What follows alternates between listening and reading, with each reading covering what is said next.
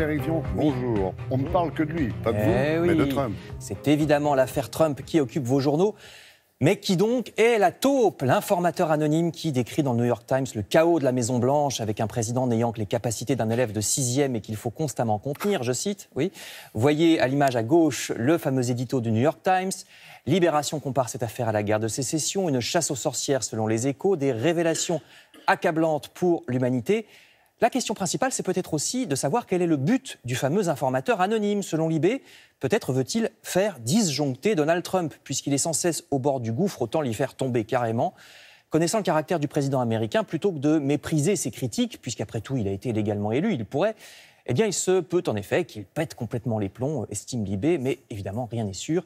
Voilà pour les USA. Mais de ce côté-ci de l'Atlantique, il y a aussi des nuages. En Suède, qui est pourtant un pays modéré d'habitude, un vent d'extrême droite se lève, écrit en couverture La Croix. Il devrait y avoir une forte poussée de l'extrême droite aux élections de ce dimanche. Libération publie un dessin où on voit Angela Merkel et Emmanuel Macron cernés par une poussée de bras faisant le salut hitlérien, comme si c'était une sorte, vous voyez la légende, de changement climatique dans le domaine politique.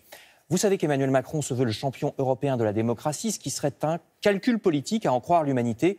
Les macronistes et la République en marche agitent le spectre de l'extrême droite pour apparaître comme la seule solution valable face justement à l'extrême droite.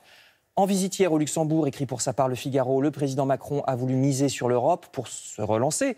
Le Benelux reste en effet un des derniers pôles très favorables à l'Europe, à l'inverse de l'Italie, des pays de l'Est ou même de l'Allemagne, de plus en plus gagnée par les eurosceptiques.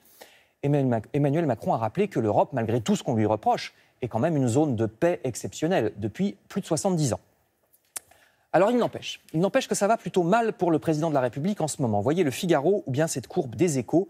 Plus de 7 Français sur 10, exactement 74% des Français, jugent que le chef de l'État a fait une mauvaise rentrée. 59% disent que le choix de François de Rugy comme ministre de l'Environnement est un mauvais choix. Quant à la courbe, c'est une chute continue depuis le début du quinquennat. Le président n'est plus qu'à 31% de confiance, 27% pour le Premier ministre, respectivement moins 5 et moins 8 points par rapport au mois dernier.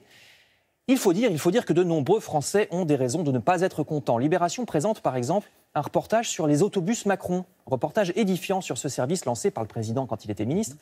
Vous découvrirez que certes, il y a de plus en plus de passagers, sauf que pour l'instant, tous les opérateurs de bus perdent beaucoup d'argent. Donc est-ce que c'est un secteur viable à long terme ?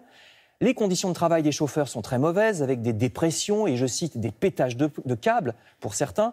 Les horaires de trajet annoncés sont souvent faux, beaucoup plus optimistes qu'en réalité. Il y a même des passagers qui se sont vus abandonnés à leur sort sur des aires d'autoroute. Débrouillez-vous, le bus est parti. Voilà comment ça se passe.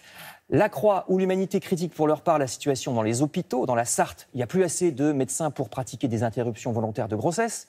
À Amiens, la situation du service de psychiatrie est épouvantable, faute de moyens. Alors, à côté de ça, nous sommes peut-être bien éloignés de la lutte au sommet de l'État pour savoir qui sera élu président de l'Assemblée. Richard Ferrand, très proche du président de la République, est donné favori, surtout depuis le retrait de sa principale concurrente macroniste.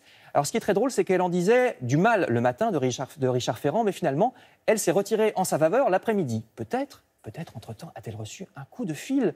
Ce qui est drôle, c'est qu'elle dit que non. Elle a simplement changé d'avis. Chacun se fera son opinion. Vous lirez La Croix et Le Parisien aujourd'hui en France à cet égard. Merci beaucoup, Frédéric.